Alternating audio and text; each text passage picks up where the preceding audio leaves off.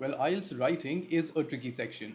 In the last 8 years, I've taught many students, and some of them who had the potential to score 7.5 or even an 8 in the writing section ended up scoring 6.5.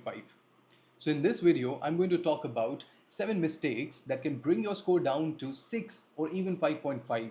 And we'll also talk about how to avoid these mistakes. So without any further ado, let's get started. Hi, my name is Rahil Zafar. I'm an IELTS instructor and I've been training students on IELTS for the last 8 years.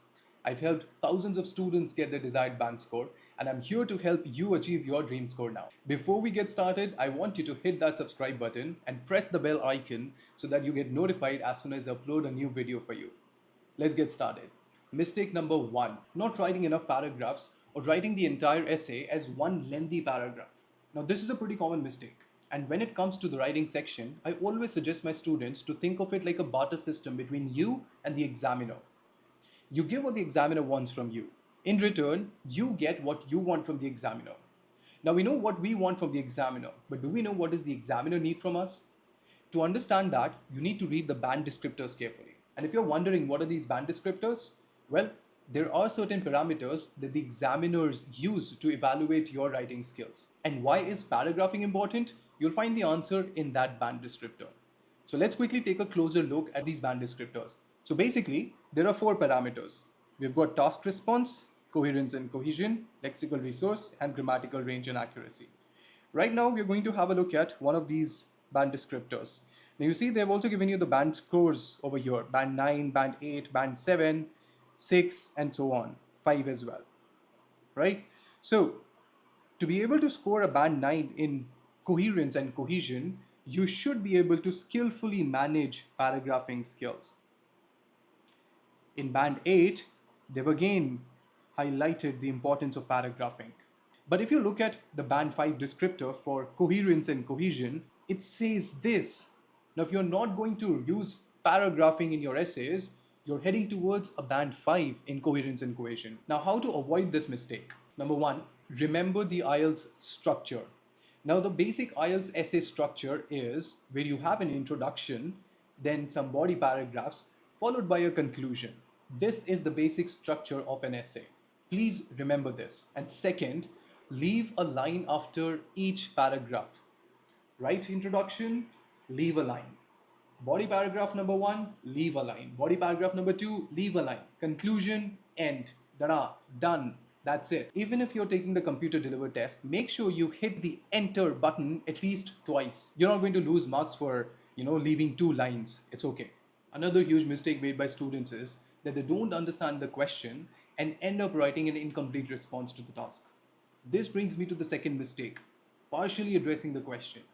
Now, if you're not going to answer all the parts of the task, you will not be able to score more than band 5 in task response. Let me show you something. So in your IELTS writing task 2, there are 5 types of questions. You've got opinion essays, discussion essays, cause and effect or problem and solution, advantages and disadvantages, and double question essay. Now, all these types of questions have got different parts to them. Some of them have 2 parts, some of them have got 3 parts. Let me give you an example. Let's talk about a discussion essay. Let's read this question together. Some people believe that professionals such as doctors and engineers should be required to work in the country where they did their training. Others believe they should be free to work in another country if they wish. Discuss both these views and give your own opinion.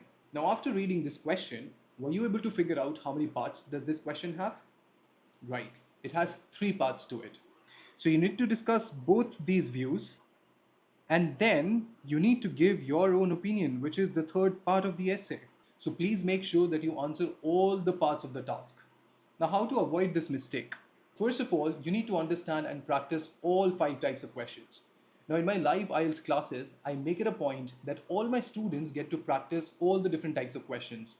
Once they've practiced, they get my detailed feedback for each and every type of question. So this way, the students also get to understand where are they making mistakes. And probably you should do the same thing. Write your essays and get them checked by a tutor. Number 2, read the question carefully and decide how many parts must be addressed. Like we did an example right now. This was a discussion essay. It clearly has 3 parts to it. Last but not the least, sometimes they're going to give you questions like, discuss the problems and provide solutions. Now look for plurals over here. Problems, solutions, advantages, disadvantages. Now please make sure that you write more than one problem and you write more than one solution. It does not matter how many problems and solutions you write, but I always suggest my students to write at least two problems. I'll give you a bonus tip right away.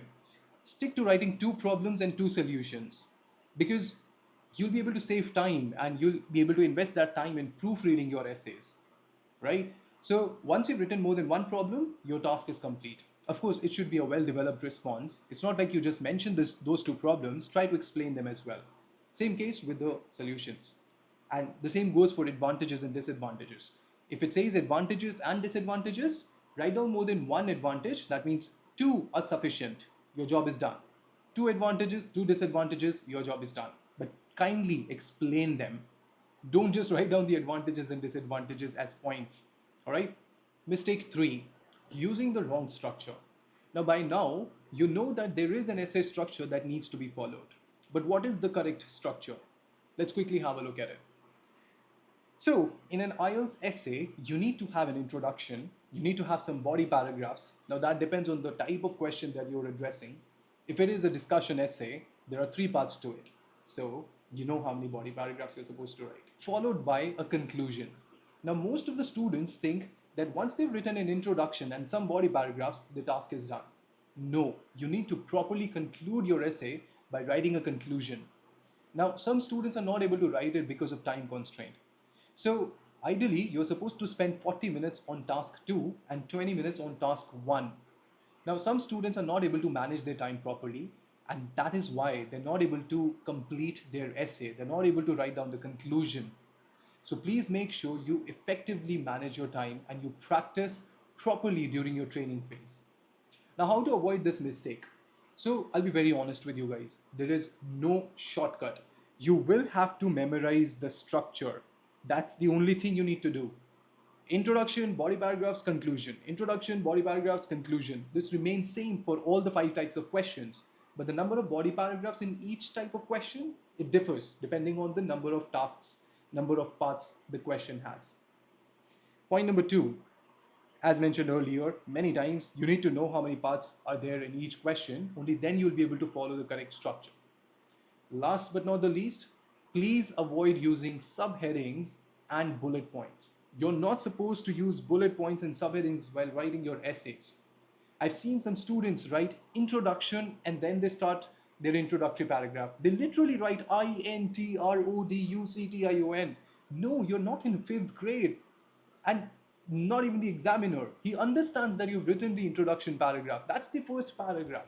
Please don't write those headings and subheadings. Mistake number 4, using the wrong tone. Now, what do we mean by tone? So tone is basically a manner of communication, which could either be formal, semi-formal, or informal. Now, when it comes to writing your IELTS essays, you're expected to write in a semi-formal style to a formal style. And that also depends on the task given to you. Now, let me give you an example to make you understand the difference between formal and informal style of writing. Let's read this paragraph together. Now, I'll keep highlighting the problems in this paragraph. Okay, so let's talk about climate change. We all know it's a big deal these days, right? Like burning fossil fuels and cutting down trees are messing up our planet big time. You're not supposed to use informal phrases, idioms, and contractions while writing your essays. And this has most of them. Now, how to rectify this? Let's compare this with one of the paragraphs that I have written. Let's have a look at it.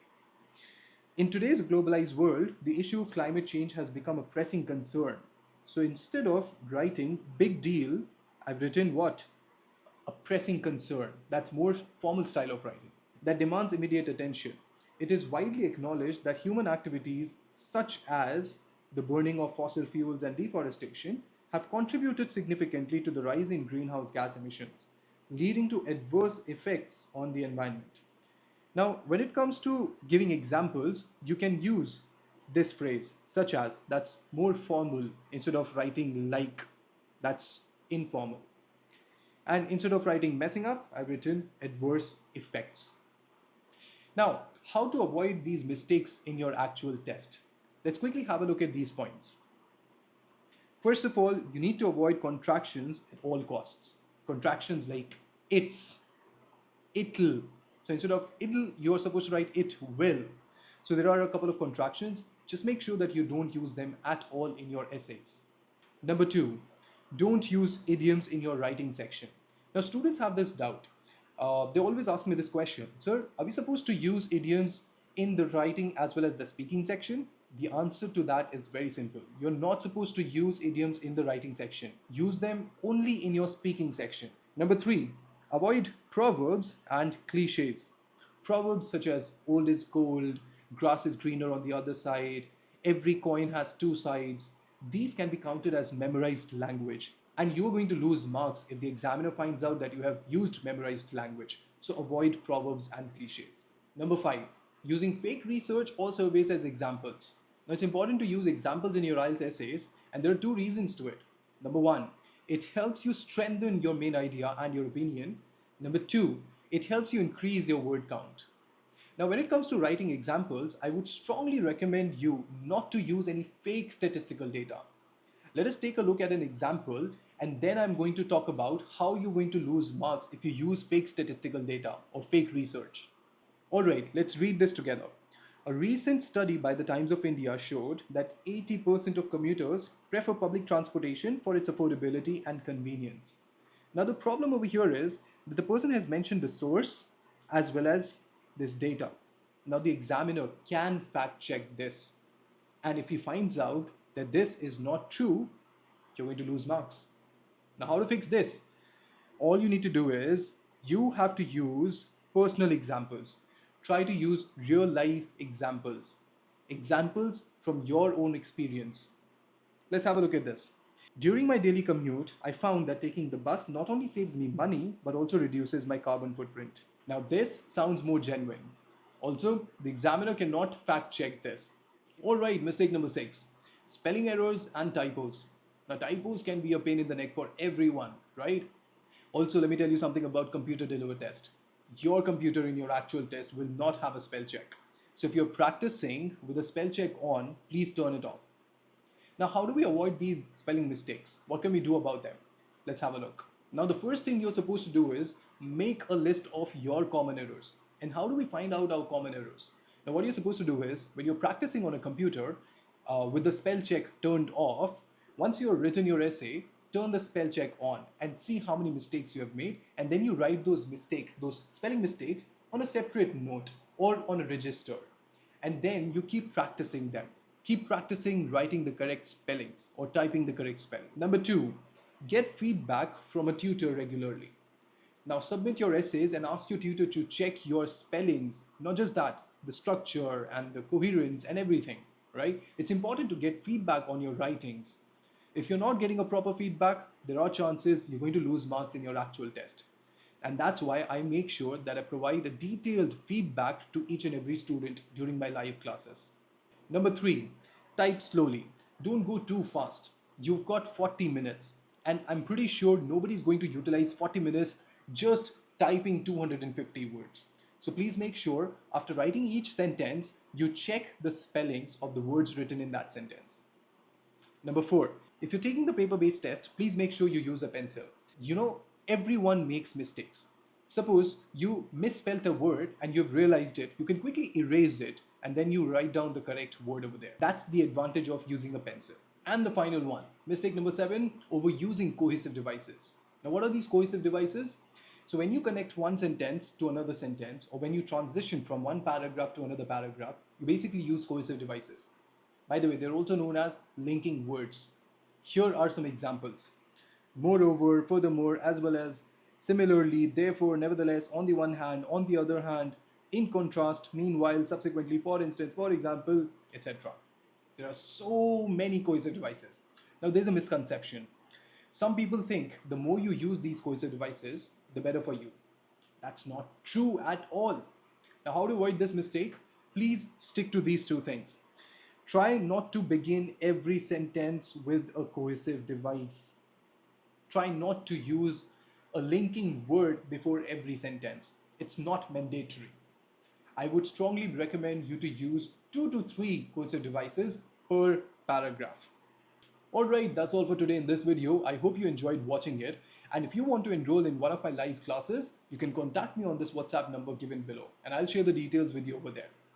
Alright, I'll see you in the next video. Till then, keep learning and keep smiling. Bye bye.